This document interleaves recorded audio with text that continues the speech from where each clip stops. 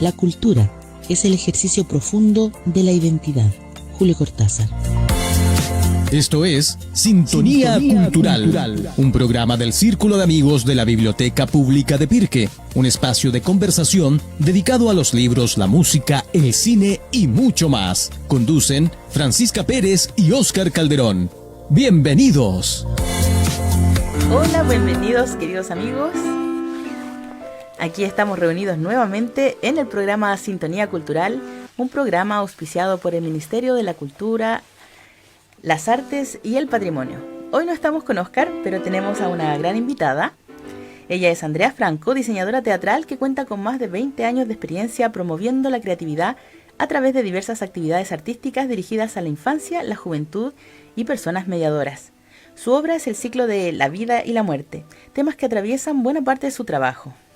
Esta exploración se refleja en libros como Vivo, publicado por Pehuen, La Rueda de la Vida, de Casa de Cartón, y a estas publicaciones se suman otras obras hermosas como Angelito y Las Semillas. Actualmente es profesora y continúa como ilustradora independiente. Buenos días, Andrea. Hola, buenos días. ¿Qué te parece estar con nosotros en nuestro programa de cultura? Estoy muy contenta, muchas gracias por la invitación. Gracias a ti por acompañarnos. Hoy día te cuento que vamos a hablar sobre las mujeres pioneras en el arte. Sí, así me Así estaba enterando. Sí. Bueno, amigas y amigos, hoy día nuestro tema radica especialmente en este concepto especial que es la mujer en el arte como pioneras especialmente. Y vamos a dividir como en hartos temas, subtemas, este ser pionero, que es algo como interesante. Ya veníamos conversando nosotras acerca de el tema de ser el primero en hacer algo o también ser alguien importante en el desarrollo de cierto lenguaje estético, por ejemplo. Les contaré que en el aspecto de la literatura nosotros vamos a elegir alguno de los temas, pero en la poesía tenemos una de las primeras mujeres pioneras que fue Safo de Lesbos en el año 610 a.C., que fue considerada la primera gran poetisa de la antigua Grecia. Ella revolucionó la lírica con una voz íntima y femenina, centrada en las emociones y los vínculos amorosos, además de la vida cotidiana de las mujeres. Su poesía está escrita en un dialecto eolio y está marcada por la musicalidad única que tuvo. Influyó profundamente en la literatura occidental. Hasta hoy nosotros sabemos sobre Safo y lo importante que fue esta figura como escritora. Tenemos también a Emily Dickinson, que es una poeta estadounidense que produjo una obra original y adelantada a su tiempo. Ya nos saltamos, sí, a 1830, o sea, estamos con una pionera que tiene mucho que ver con mostrarnos la voz introspectiva, ya más allá de la observación que nos mostrara primero Safo con las relaciones y el quehacer cotidiano de la mujer. Ahora estamos hablando ya de esta voz introspectiva. Andrea, cuéntanos, ¿cuánto de introspectivo hay en tus hermosas obras? Bueno, como comentario aparte, decir que en general creo que las mujeres siempre somos pioneras en muchas cosas. De hecho, muchas escritoras tuvieron que firmar, y científicos, y muchas mujeres tuvieron que firmar como hombres para que sus obras trascendieran de alguna manera. Entonces siempre creo que en la historia de la humanidad hay cierta como tinte de pionero lo que hacemos las mujeres, porque siempre estamos como un poco al margen de muchas cosas sociales. Lo que tiene introspectivo mi obra es como bien profundo. Yo trabajo para los niños, en textos que son dedicados para la infancia. La ilustración también, ese es como mi lugar seguro, los niños. Y me metí en un tema bien como con hartas complejidades, que es hablar sobre la muerte a los niños. Sí. Con belleza, con poesía, con imágenes como que remueven, pero llevar ese tema porque en el fondo los niños no están ajenos a los temas de la vida cotidiana, y la muerte es un tema de la vida de todos. Y principalmente en un momento me vi como teniendo que explicar estos temas a familiares pequeños, a mis sobrinas, por distintas situaciones familiares, y siempre he pensado que la literatura y la creatividad es un rico lugar para llegar a los niños. Entonces, Ciertamente, tienes mucha razón. En respecto, o sea, con respecto a lo que decías hace un momento, que nosotras las mujeres muchas veces tuvimos que firmar como, me estoy subiendo yo aquí al tren de las Sí, mujeres, hablando como que ciertamente tuvimos que firmar muchas veces como hombre. Bueno, ahí tenemos una pionera también que fue George Sand, que de 1804 ella se dedicaba a escribir y tuvo que usar ese nombre para llegar mejor con su obra a los que leían en ese tiempo, porque no lo habrían hecho si hubieran sabido que ella era una mujer. Pero ese tema del anonimato nuestro, como bien dice, resguarda el tema de que somos pioneras. O sea, por estar en el espacio anónimo tenemos que desarrollar estrategias para ser pioneras, porque claro, nuestras ideas son buenas y muchas veces, la mayoría de los grandes logros que han tenido muchas de las empresas que han iniciado hombres han sido concluidas por mujeres científicas, por mujeres mecánicas, por mujeres físicas, matemáticas, etcétera, además de las artistas. Por otro lado, el tema del anonimato se conllevó por mucho tiempo ligado al hecho de que muchas artistas fueron casadas y perdieron sus apellidos de soltera. Claro. Por lo tanto, algunas veces estas obras tenían un apellido reconocido, el del marido. Entonces, se perdía un poco la continuidad del estudio de las obras de las mujeres. Sí, ocurren, muchas cosas que ocurren, y también desde mi oficio, que es la ilustración, es particular también porque desde la ilustración somos muchas mujeres también, y nos dedicamos mucho como al tema de tratar temas para niños, ¿no? Entonces finalmente uno observa y la historia de la mujer también está súper ligada y como un poco como muy relacionada con la infancia y con la crianza, porque somos madres. Con el cuidado, claro. Con el cuidado. Y al ser cuidadoras y al ser madres, también se ha postergado mucho del oficio que podamos desarrollar. Porque socialmente se nos da ese rol muy fuertemente. Y desde ahí también es súper potente lo que ocurre en la ilustración, porque somos muchas mujeres ilustrando, madres, y nos acercamos desde ahí a entregar algo a los niños, y eso es súper potente. Hay muchas mujeres muy destacadas en el tema de la ilustración infantil por ese tema también. Y hay una ilustradora que me gustaría mencionar, que es la Beatrice Potter, es una inglesa, que es de las primeras que partió haciendo ilustración de fábulas, yo de creo conejitos. Que conozco a alguien que es súper conocida, es como este conejo, que hay una película que se llama Peter Rabbit. Peter Rabbit, ya. Beatrice Potter partió ella siendo científica, bióloga, y ella descubrió la definición de los líquenes, que no son ni un hongo ni una alga, son una mezcla, y hizo toda una investigación. Y cuando la presentó a la ciencia, no pudo hacerlo con su nombre de mujer, y lo tuvo que hacer un colega de ella con nombre de hombre. Y ahí ella se frustró un montón en las ciencias y dijo, no, me voy a hacer otra cosa, nada que ver, y se dedicó a la ilustración para niños, y ahí encontró una cabida en la sociedad. O sea, como que la sociedad le dio ese espacio a ella como un personaje grandioso y casi trascendental. Y a ella le fue súper exitosa en todo, pero a lo que voy es que como que claro, como que el rol te lo va poniendo un poco también la sociedad. Ciertamente. Como... Sí, bueno, Beatrice Potter a mí me encanta, yo amo a Peter Rabbit, y es tan bonito, le queda súper bien el chaleco, pero no hay cómo meterle un pantalón a ese conejito, es precioso. Y además lo que ganó Beatrice Potter con esos libros y como con todos los ingresos, porque fue un éxito, como un bestseller de la infancia, ella lo compró hectáreas y hizo reservas naturales. Como que su tema era la naturaleza, entonces como que en Inglaterra hizo unas reservas con eso. De hecho, y más ratito lo vamos a mencionar, en Inglaterra se desarrolló mucho que la mujer logró observar el mundo hacia afuera. Creo que muchas de las pioneras tuvieron que ver con poder fotografiar, con hacer fotografía en tonos azules, con recolectar fósiles, la cianotipia, y hacer mucha observación, y creo que en eso podríamos decir que ellas son pioneras en un poco salir del espacio. De hecho, la misma Maud ve afuera de su casa, ese es como su paisaje de inspiración, y eso es interesante, ver cómo en distintas culturas, en distintas sociedades, la mujer, a pesar de que está dentro del hogar, ha ido pudiendo extender un poco su mirada. Claro. Y en una, o sea, la época de la Beatriz Potter y lo de la cianotipia y todo, es como una época bien la victoriana, o sea, la mujer usaba corsé. Le costaba caminar a buscar era una cosa... paisaje. Sí.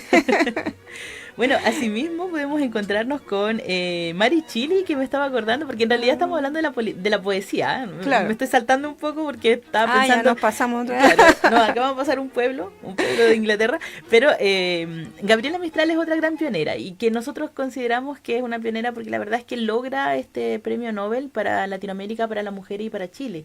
O sea, absolutamente fundamental, especialmente porque es una mujer, pero ¿sabes lo que yo destacaría como, y que se relaciona un poco con lo que tú me contabas? Gabriela Mistral es una gran madre. Yo creo que ella llegó primero a casi todos sus escenarios por la ternura de sus primeras poesías, o sea, de sus poesías infantiles, más que sus primeras poesías. Claro. La verdad es que también fue mujer y tiene poemas fuertes, románticos, y tiene una hermosa y realmente digna prosa para investigar. Pero vamos a retomar a Mary Shelley, que en 1709 revoluciona la literatura al escribir Frankenstein, una obra que todos siempre hemos pensado cuando hemos sido pequeñitos que es de un hombre, pero vemos acá un monstruo bien especial también, porque la verdad es que es un libro que recomendamos, es un monstruo bien social, pues que tiene un trasfondo de sociedad. ¿Hay monstruos en tu ilustración? Sí, hay monstruos, sí. Hay harto. ¿Algún monstruo que ocupe tu corazón importantemente? O sea, Frankenstein y la Mary Shelley así también para mí marca un hito como dentro de la literatura y de lo que a mí me interesa como lo que pone ella con este monstruo que forma. Y bueno, y Mary Shelley también tiene hartas cosas bien. Yo tengo una biografía de ella que estaba leyendo. Cuénteme, vamos aquí. Ella es hija de una feminista súper importante, que marca mucho su línea como escritora. Uh-huh.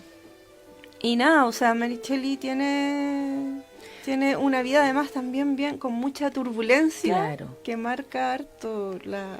¿Tú dirías que la vida de las pioneras en el arte a veces es más turbulenta que la de los hombres en general? O sea, de los hombres artistas en general. O sea, yo creo que los artistas en general y muchas personas destacadas en la sociedad, muy destacadas, tienen vidas súper difíciles. Uh-huh. Creo que no, para las personas que son destacadas y que hacen cosas muy importantes socialmente, no se les viene fácil karmáticamente. Vienen con hartos desafíos, desafíos. Si te miras biografías de personas famosas, tienen pérdidas de hijos, tienen pérdidas de pareja, viven enfermedades terribles, tienen temas políticos, arrancan de un país a otro. Son biografías bien... que en parte, claro, van destacando elementos que otros no ven, por lo tanto, ellos logran soluciones para algo que tal vez con el futuro, o con el tiempo, o con el, ¿cómo se llama?, el desarrollo tecnológico, se generen después para más personas, por eso que logran ser pioneros. Claro, es como... Tiene esa cosa de más. Claro, se estaba pensando en las primeras vacunas, de repente pasó eso, el miedo a la muerte, claro, que después se hizo como muy grande, o por tratarse de un amor. Volviendo a Mary Shelley, la biografía de Mary Shelley es es tan terrible como Frankenstein, como en que se pierde su pareja, así como por una enfermedad. Tiene muchas cosas que son así bien... Bueno, te quiero contar sobre otro personaje que estábamos hablando y que tú también habías tocado el tema, que era acerca de cambiarnos el nombre.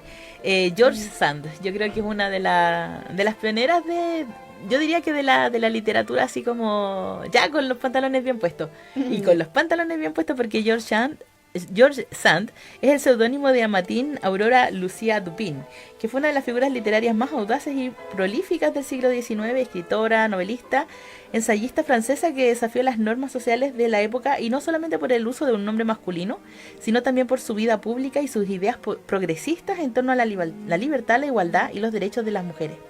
¿Sabes que yo creo que esto es como bien interesante, que George Sand fue ensayista? El ensayo es un tema que nosotros no manejamos como muy públicamente. Siempre que te preguntan, ¿te gusta leer?, tú dices, sí, me gustan las novelas, me gusta un poco la poesía, me gustan los cuentos, pero poca gente dice de frente, no, me gustan los ensayos. Claro. Y yo digo, entre los ensayos y mucho de lo que uno quiere expresar en la literatura hay relación. Y especialmente en el tema de las ilustraciones, porque tú también eres autora de cuentos infantiles. el cuento infantil es un texto, pero tú logras además ilustrarlo. Por lo tanto, de alguna forma, yo creo que este conjunto, estos dos elementos estéticos, estos dos lenguajes, son una forma en la que tú escribes un ensayo para nosotros.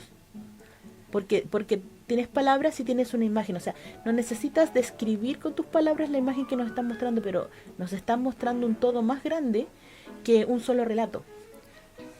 Claro, pues nunca lo había pensado así. Claro, me parece súper... Me dejaste pensando. ¡Ay, qué bien!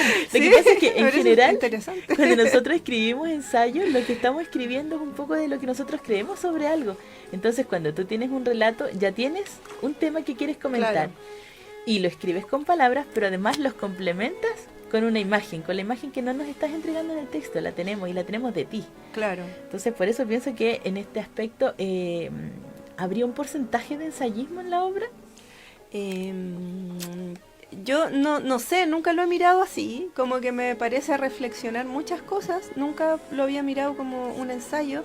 Sí, después, porque uno escribe, mi primer libro fue como escrito muy desde lo profundo, así no pensé nada, de hecho lo escribí en una tarde y el texto no se cambió nunca más, ni en corrección ni nada. ¿Puedo hacerte una pregunta más personal? ¿Hubo una experiencia que lo motivara? Porque el primer libro fue Vivir, ¿no? ¿Vida? Se llama Vivo, sí, Vivo. Pues lo hice, acompañando el proceso de mi madre que tuvo un cáncer. Uh-huh. Y yo quería dejar un libro que marcara un poco a mi sobrina, que tenía en ese momento 9 años, que le explicara un poco lo que significaba para mí la desencarnación, la muerte. Uh-huh. Y escribí este texto, y después me fui a estudiar, porque mi mamá tuvo un cáncer súper largo, como de 8 años. Y después me fui a estudiar a España, y en España, en un curso de ilustración que tomé, ilustración infantil, ¿ya? Ilustré este libro, y cuando volví lo presenté a una editorial, y ahí se publicó. Uh-huh. Entonces, claro, el proceso de ese libro, y después vinieron otros más que hablan de la muerte, y uno podría realmente escribir un ensayo a partir de la reflexión de todo un proceso que involucra la creación de varios libros, porque hice varios otros más hablando del mismo tema. Muy, muy bonito, muy lleno de emociones, que al final eso se agradece, claro, como lectores, porque el autor también expresa lo que él quiere expresar y siente, uh-huh, pero para nosotros es grato cuando te encuentras con un libro que tiene un trasfondo real interesante y que lo, claro, puedes sentir al leer. Sí, yo les entregaría también un espacio de decir que sí son grandes ensayistas. Bueno, sigamos un poco con las pioneras, porque ahora quiero que pasemos a las artes visuales. Te voy a contar que Crecilea de Sición, del siglo IV a.C., fue la primera escultora documentada de la antigua Grecia. También te quería comentar que hay Artemisia Gentileschi, no sé si la conoces, de 1593, ya es pintora. Yo sé que sí la conoces, ¿sabes por qué? Porque hay un cuadro que se llama, ella es del barroco italiano. Hay un cuadro que se llama Judith decapitando a Holofernes. Cuando lo veas tú vas a decir, es ella. Es un cuadro súper potente, donde uno dice, pero ¿cómo es posible que un pintor haya hecho este cuadro cuando la mujer tenía un carácter súper poco, o sea, más bien reservado, es súper, claro, violento contra el hombre? Y no, pues porque era una pintora. Entonces fue muy bueno. Bueno, y hay también una persona que publicó un libro ilustrado con fotografías, que era lo de la fotografía de la cianotipia, que es Anna Atkins. Ella también estuvo explorando ese espacio de afuera de la casa. Y eso, nos hace incluirla como una de las pioneras de las artes visuales. Pero ¿sabes qué? Tú me comentabas de alguien, y que la verdad es que se me había pasado, porque hace poco recibimos un hermoso regalo en la biblioteca de esta persona, y tú me querías contar sobre la señora Cruz. Cuéntale. Sí, mira, yo estuve en la biblioteca hace poco, y la Luz me mostraba los libros de Valentina Cruz, y claro, dije, hoy, ¿verdad? Valentina Cruz vivió en Pirque, y se unen hartas cosas, porque Valentina Cruz fue una mujer muy relacionada a las artes visuales, ¿ya? Escultura, pintura, pero sus últimos años se dedicó específicamente a difundir la ilustración en Chile. Uh-huh. Y yo siento que ella es una de las pioneras en traer este tema a las universidades como una profesión. Antes el ilustrador estaba muy ligado como un trabajo del diseño gráfico, como junto a la editorial, pero no era como, yo creo que sí lo era, como creador, autor, pero no estaba como reconocido como tal. Con la Valentina Cruz aparece, por ejemplo, el ramo de ilustración en las universidades, como en el fondo un oficio creador, así como la pintura, así como el grabado, así como, no sé, todas las ramas de las artes, ella trae a la universidad como la ilustración como ramo.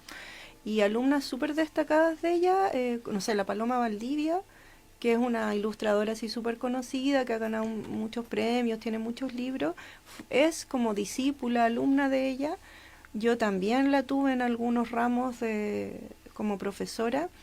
Y claro, es finalmente una mujer que pone como esta primera bandera de traer la ilustración como arte, como creativo, y trae mucho lo que estaba ocurriendo hace muchos años en Europa.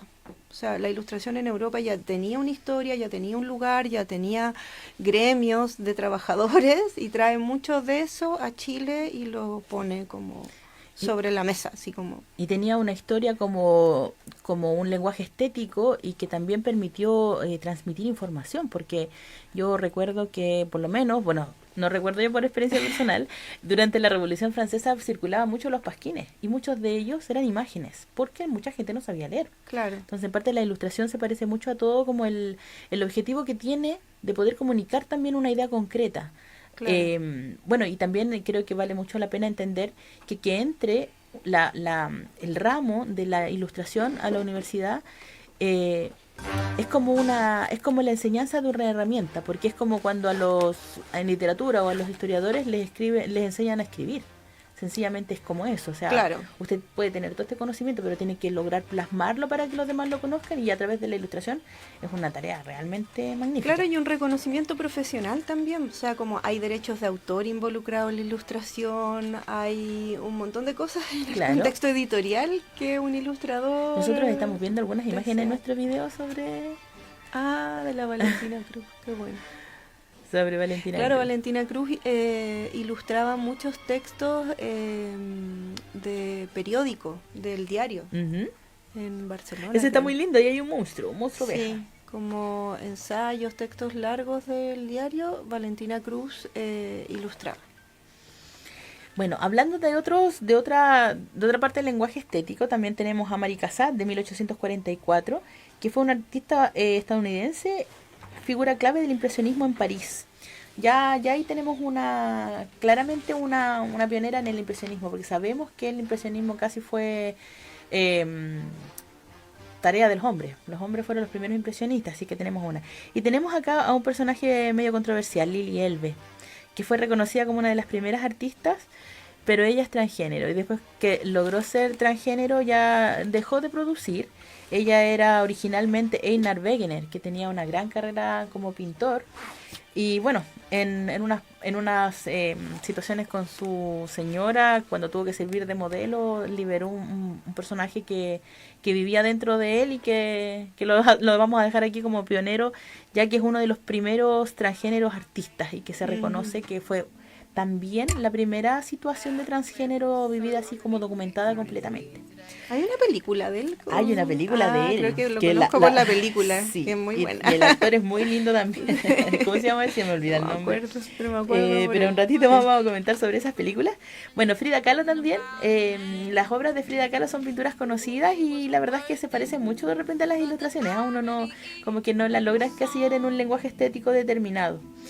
Y finalmente les queremos mencionar a Sonia Delaunay, que fue la pionera en la abstracción y el uso del color. Y ella, junto con su marido, trabajaron con el tema de la modernización de las artes visuales, y un poco el tema de la tela, de trabajar la empresa textil, o sea, más que nada el diseño textil. El diseño textil. Bueno, amigos, ya llevamos 25 minutos de nuestro primer bloque de este gran programa, con nuestra interesantísima invitada, que nos va a comentar muchas cositas más que se vienen cuando sigamos hablando de estas mujeres pioneras. Así es que nos vamos a un corte comercial y con algunas canciones. Les quiero comentar, mientras tanto, que tenemos talleres en la biblioteca. Está el taller de literatura y collage, que se realiza cada 15 días. Es un taller muy interesante donde se combina la lectura de cuentos, la conversación y la elaboración de hermosas obras de collage con distintas materialidades. Este taller de collage, que es un pequeño club de lectura, se junta cada 15 días. Si necesitas información para unirte a esta hermosa iniciativa, que va a concluir con una hermosa exposición también, dirígete a nuestra biblioteca pública de Pirque. También te vamos a contar que una vez al mes existe el club de lectura Repercusiones del género en el desarrollo de la trama literaria. También estás invitado. Hay información en nuestras redes, amigos de la Bibliopirque y bibliopirque.cl. Y en el Instagram. Busca información y si no, dirígete a nuestra biblioteca.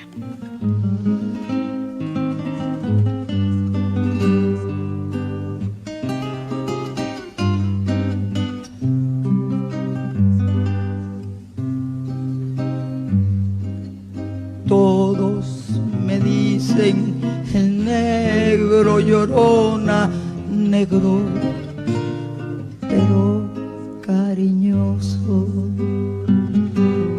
Todos me dicen el negro llorona, negro pero cariñoso. Yo soy como el chile verde, llorona, picante pero sabroso. Yo soy como el chile verde, llorona, picante pero sabroso.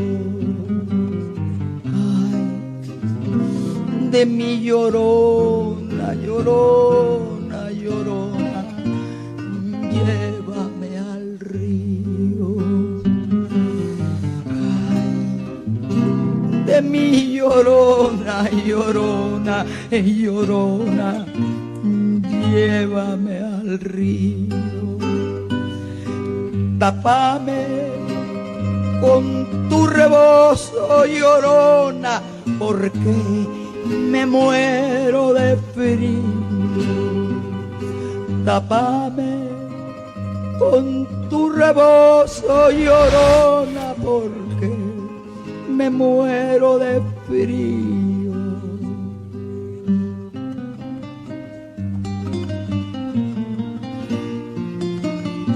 Radio Pirque.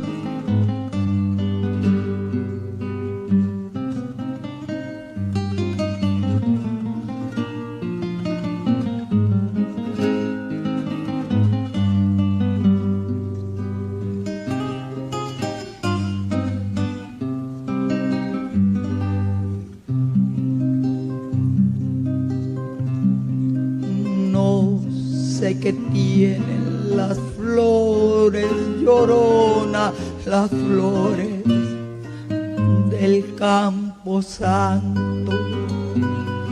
No sé qué tienen las flores, llorona, las flores del Campo Santo, que cuando las mueve el viento, llorona, parece que están llorando. Bueno, y ahí estaban escuchando ustedes a Chabela Vargas, que tiene una interesante voz, es una voz preciosa que de algún modo nos muestra mucho sobre las sensaciones de amor, sentimiento y abandono del pueblo mexicano, este pueblo tan apasionado también.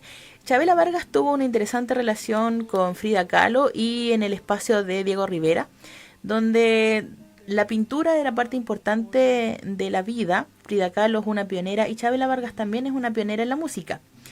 Querida Andrea, recién conversábamos sobre lo pequeñitos que son los cuadros de Frida Kahlo, y me refiero no en presencia, sino que literalmente, o sea, son cuadros pequeños que muchas veces nos hacen pensar más bien en una ilustración, en una especie de dibujo. No sé, ¿qué piensas tú acerca de Frida Kahlo? ¿Cuál es tu opinión con respecto a esta obra? Porque tiene mucho de emocional y técnicamente hablando los ilustradores nos escriben con sus imágenes. ¿Tú ¿Sientes que en parte comparten algún tipo de motivación, de sentimiento, de valor, de grandeza, etcétera? Cuénteme, Claro. ¿qué piensa usted?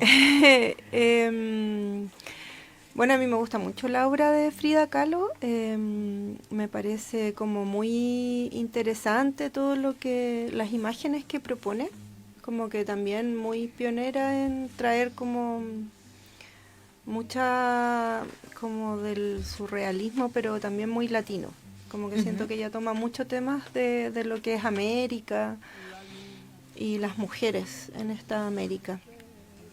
Con respecto a la relación que podría tener la pintura de Frida Kahlo con la ilustración, lo que pasa es que la ilustración es una rama que sale del dibujo y la pintura, pero cumple un rol como práctico en el fondo, que es acompañar textos.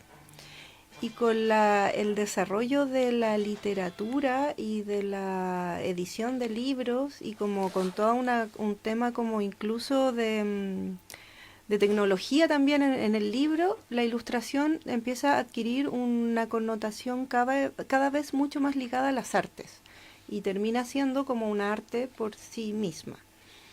Pero muchos incluso grabadores o pintores trabajaban como pintores en su estudio, pero además les encargaban ciertas piezas para ilustrar cosas, libros, textos, libros educativos. Entonces por eso es un oficio que más o menos se va formando en la relación que hay con el libro. Y a partir de esa relación con el libro se va apareciendo como un arte por sí mismo. Pero sí... obviamente la pintura de Frida Kahlo puede estar más relacionada con imágenes que salen de la poesía o de la literatura o de la misma poesía lírica, que serían las canciones. O de su propio sentimiento, porque en general casi todo es como la expresión de lo que ella vivía un poco. Y además bien popular también, como ligado a una cultura popular mexicana, que habla mucho de muchas cosas, o sea, del cine, que habla de la música. Entonces, claro, una pintura como que entra más en relación con distintas otras cosas sociales, como uno ahí ve como algo más pop, naif, como... cuando ya el arte empieza como a salir de como la estratosfera del arte y empieza a mezclarse con los temas sociales.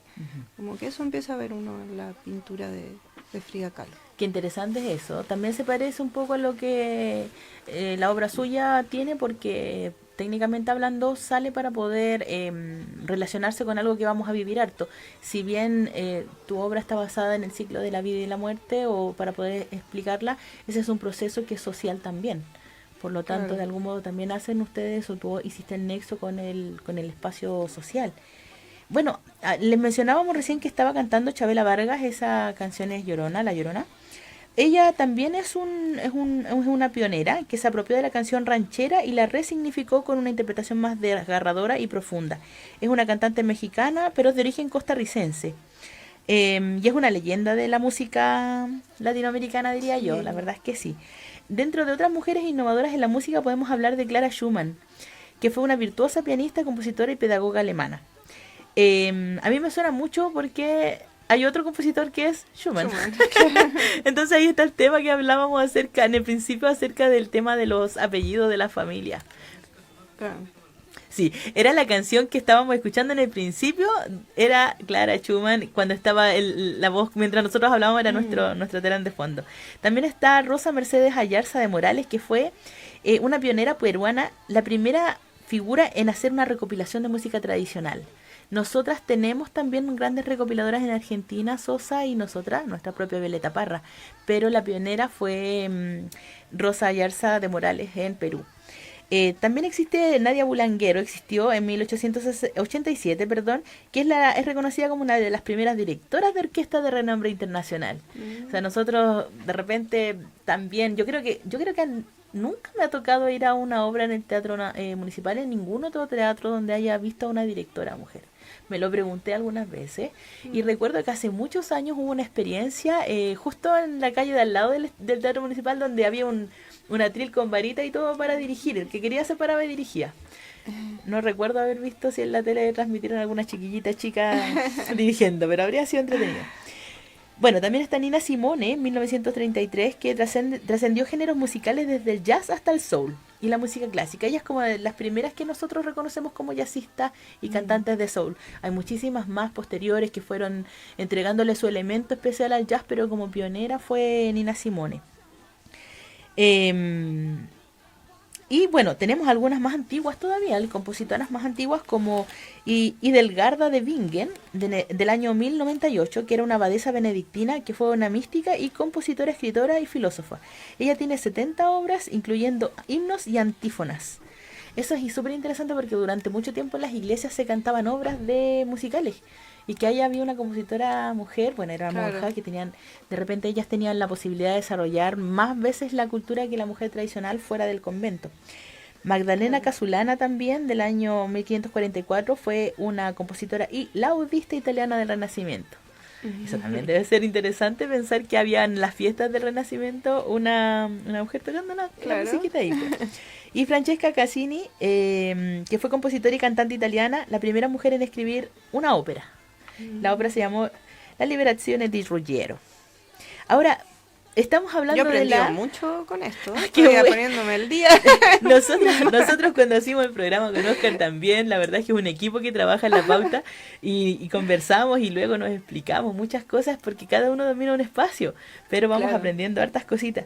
Pero vamos a hablar de... Bueno, aquí yo tengo una lista de cantantes maravillosos como Billie Holiday, Violeta Parra, Nina Simone, que ya la mencionamos, Aretha Franklin, John Mitchell, Madonna, Björk, Lauryn Hill y hasta la Beyoncé.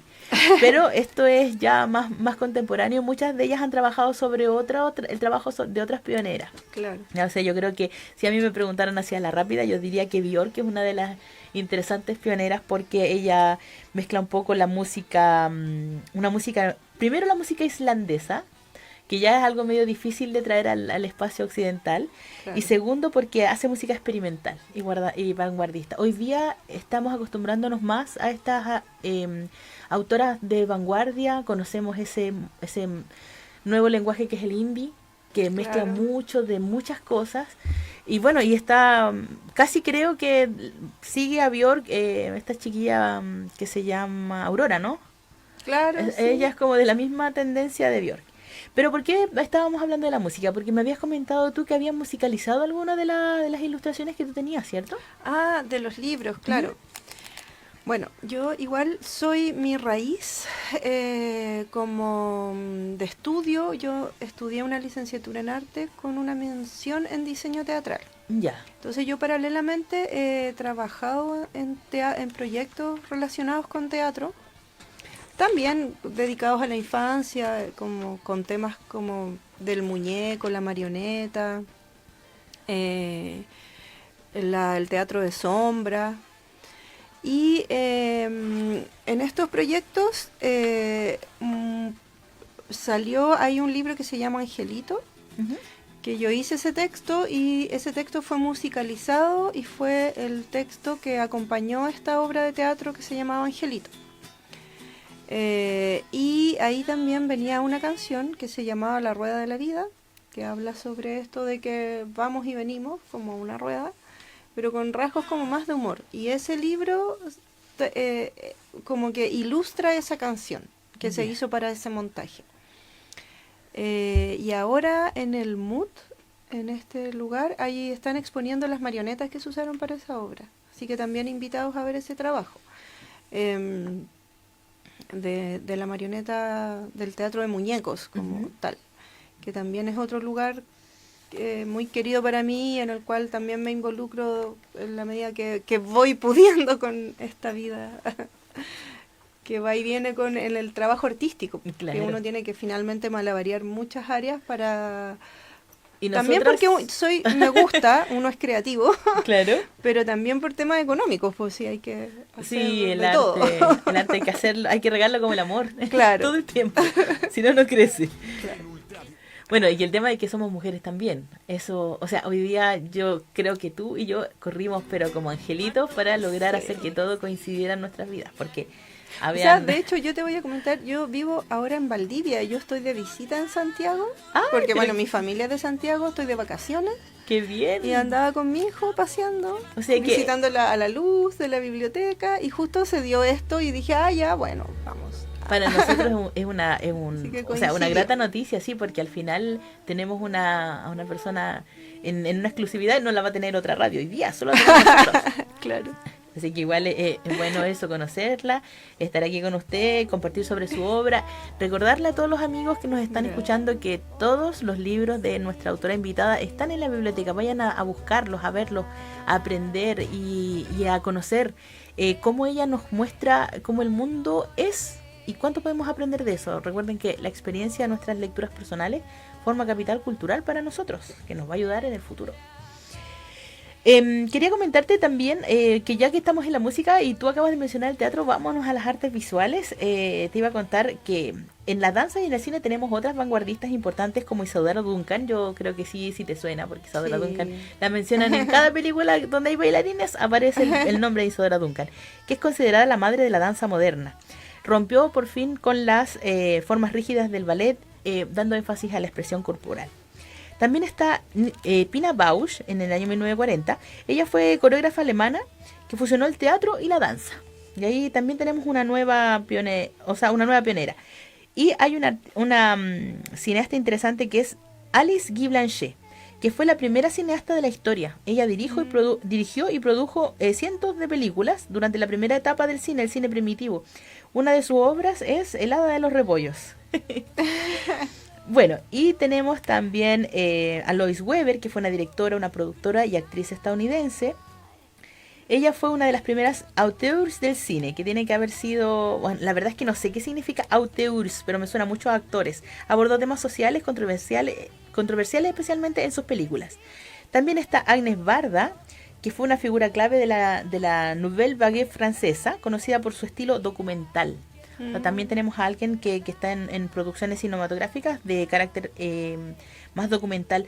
En algún momento hemos hablado en los capítulos anteriores de la radio acerca de este concepto, que es bien interesante. También tenemos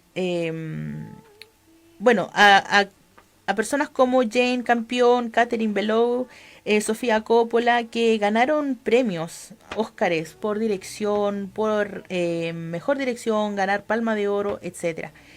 Y tenemos a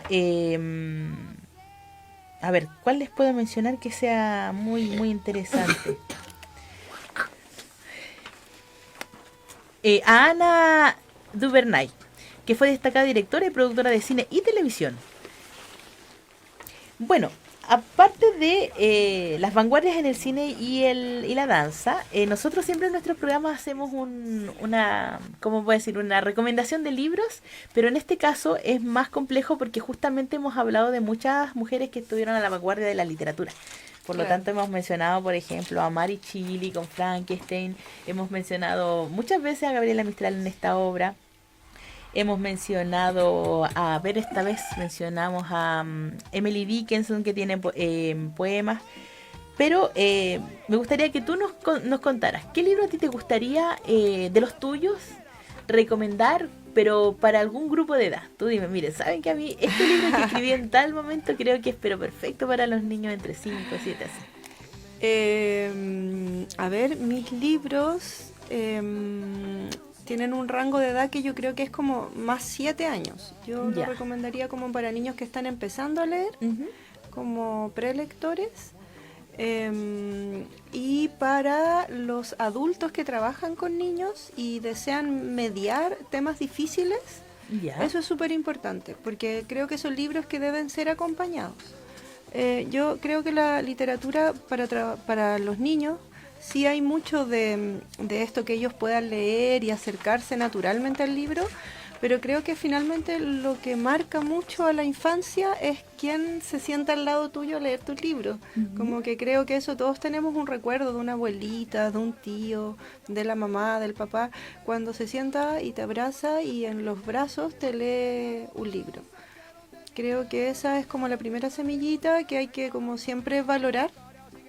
Y creo que mis libros apuntan un poco a eso, como hacer la relación entre el adulto mediador y el niño, como ambos se juntan se juntan en este libro como que de tema difícil en el fondo. Claro. Donde el niño seguramente va a hacer preguntas, va a tener dudas y el adulto va a tener que responderlas. Entonces, siempre acercarse como adulto al libro para después acercar al niño al libro y abrir una conversación y abrir un espacio. Bueno, creo que eso es bien importante, que lo mencionamos en el principio cuando hicimos la presentación de nuestra autora, pero ella trabaja estos libros justamente también para los mediadores, que son las personas que van a estar con los niños, porque como hablábamos recién, el ciclo que ella trabaja, o sea, el tema que ella trabaja es sobre el ciclo de la vida y la muerte. Por lo tanto, naturalmente son libros que deben leer las personas que puedan estarse relacionando con niños cuando están ellos pasando estos procesos. Incluso a veces con los padres, porque a veces el mediador no necesariamente en este proceso va a ser el padre, porque el padre tal vez puede ser la persona que está sufriendo estos duelos y está en un contexto socioemocional distinto, pero además porque es la responsabilidad de los padres y tal vez no todos saben ni tienen las herramientas necesarias para acercarse a los niños para poder explicar estos como procesos. Mi primer libro, El Vivo, que habla directamente más del tema de la vida y la muerte, me lo pidieron muchos psicólogos en algún momento. Lo trabajaban hartos psicólogos que trabajaban con niños y docentes también, bueno, profesores. Claro, no, es grandioso, es una gran obra lo que tú has hecho, porque la verdad es que es un tema interesante. Amigos, nos queda un tiempo para hacerle nuestras recomendaciones de cine. Ya ella nos comentó un poquito sobre sus libros y para a qué público van dirigidos. Por esta vez no vamos a hacer recomendaciones de libros justamente porque mencionamos muchísimos autores. Y obviamente casi todos los autores que mencionamos tienen excelentes libros. Pero, según lo que nos contaba Andrea, ella le gusta mucho Frankenstein, así que de Mari Chile les recomendamos que vayan a buscar Frankenstein. Es una novela con un monstruo que les va a generar una nueva impresión sobre la vida y sobre los monstruos. No voy a hacer spoiler, porque la verdad es que uno tiene siempre una mala idea de qué se trata Frankenstein, pero es algo radicalmente diferente, ¿cierto? Sí. Bueno, y vamos con las películas, cine y Netflix. Al Netflix, algunas ya no las tiene, las tuvo hasta hace poco tiempo. Yo aquí soy como la defensora del Netflix. Pero tenemos la película Maudie, así se llama, Maudie, que es la historia de la pintora folk Maud Lewis. Es una película muy bonita, es absolutamente autobiográfica, aunque no es hecha como por ella misma, sino que explican la historia mirándola como un observador en tercera persona. Tenemos también la película Frida del 2002, que nos muestra mucho el universo creativo y personal de Frida Kahlo. La verdad es que con esta película uno entiende muy bien el lenguaje estético de Frida. Y el lenguaje estético también de Diego Rivera, porque al final están unidos completa y absolutamente. Claro. Tenemos también la película Isadora, de 1968, que presenta la revolucionaria trayectoria de Isadora Duncan. Y existe la película Pina, que está dirigida por Wim Wenders, de quien hablamos también en algunos capítulos anteriores, y que es un homenaje visual y sensorial a la innovadora coreógrafa Pina Bausch. Existe también la película Be Natural, The Untold Story of Alice Guy Blanchet, del 2018, que destaca la figura de la primera cineasta de la historia, reconstruyendo la huella indeleble que dejó en el séptimo arte. Alice Guy Blanchet es la de El Hada de los Repollos, que hablamos recién. Está también La chica danesa, que es la película de la que habíamos hablado sobre Lili Elbe, que es este pintor, esta pintora trans. Vamos a decir que fue un pintor que se transformó en Lili Elbe, pero ya en ese momento él deja de pintar. Como Lili no pintó más, solo pintó mientras era Einar Wegener. Bueno, la esposa de Einar Wegener podríamos decir que era una pionera también, porque acompañó todo este proceso de Einar. Por cierto, ella también era Wegener. O sea, perdió su nombre de pintora. Ella era una gran retratista, no fue muy reconocida y no podía trabajar con su apellido, así que trabajaba con el del marido. Claro. También existe la película de Conductor, del 2018, dirigida por María Peters, que cuenta la historia de Antonia Brico, una joven neerlandesa que lucha por convertirse en la primera mujer en dirigir una orquesta. Y vamos a dejar recomendada la película de Peter el Conejo, ¿cierto? Hay una de su biografía que se llama Beatriz Potter. Beatriz Potter. Bueno, amigos, hasta aquí ha llegado el programa de hoy. Siempre nos pasa lo mismo, nos quedamos cortitos de tiempo. La verdad es que nos preguntaba la invitada si acaso iba a ser la única vez que íbamos a hablar de esto. Tenemos 36 programas, ya vamos como en el 10, nos quedan como 20. Nos quedan menos de 20. Pero abordamos distintos temas. Muchas gracias por haber venido. Gracias. Espero que le vaya muy bien con su obra y bueno, y con la ilustración. Gracias. Gracias a todos también nuestros radioauditores. No olvide seguirnos en nuestras redes. Tenemos también ahora en el Círculo de Amigos de la Biblioteca en YouTube. Búsquenos porque están todos los programas ordenaditos desde abajo hacia arriba, desde el primero y todas las otras producciones. Que estén muy bien. Hasta luego. Las mujeres en el arte y las letras. Las escritoras sudamericanas de cuentos han contribuido de manera fundamental y vibrante a la literatura universal. Decir que son las más importantes es subjetivo, pero aquí te presento algunas de las figuras más influyentes, innovadoras y reconocidas. Clarice Lispector, Brasil, 1920-1977. Sus cuentos bucean en la introspección, la condición femenina y la angustia existencial. Una obra, Lazos de familia. Cristina Peri Rossi, Uruguay, 1941. Escritora exiliada durante la dictadura uruguaya. Su obra es profundamente política, feminista y explora temas como el exilio, la identidad sexual y nacional, la memoria y el lenguaje. Una obra, La tarde del dinosaurio. Samantha Schweblin, Argentina, 1978. Una de las voces más destacadas de la nueva narrativa latinoamericana. Sus cuentos son perturbadores, kafkianos, exploran ansiedades contemporáneas. Una obra, 7 casas vacías. Liliana Hecker, Argentina, 1943. Maestra del cuento realista con gran profundidad psicológica. Explora con agudeza las relaciones familiares, la clase social, la crueldad sutil y las contradicciones humanas. Una obra, Las peras del mal. Gioconda Belli, Nicaragua,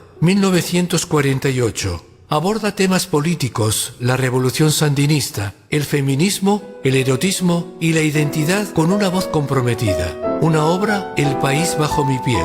Laura Restrepo, Colombia, 1950. Explora la violencia política colombiana, la corrupción, la marginalidad y la complejidad social. Una obra, Historia de un entusiasmo. María Luisa Bombal, Chile, 1910-1980. Precursora del realismo mágico y lo fantástico. Temas de opresión femenina, ensoñación, frustración y naturaleza simbólica. Una obra, La última niebla. Marta Brunet, Chile, 1897-1967. El estilo, costumbrismo con mirada aguda y crítica social, especialmente de la vida rural. Una obra, Cuentos para Marisol.